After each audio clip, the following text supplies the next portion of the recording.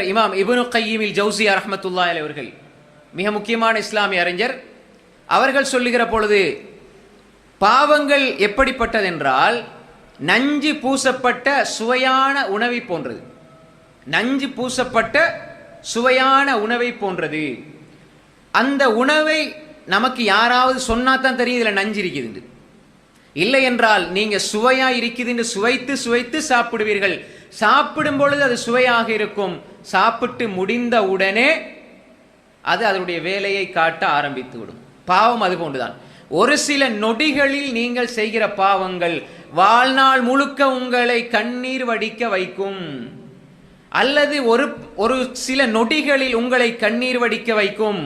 அப்படி இல்லை என்றால் உங்களது மரணத்தில் அதனுடைய விளைவை காண்பீர்கள். அப்படியும் இல்லை என்றால் நாளை மறுமையில் நீங்கள் அதனுடைய விளைவை காண்பீர்கள். பாவம் என்பது அப்படித்தான்.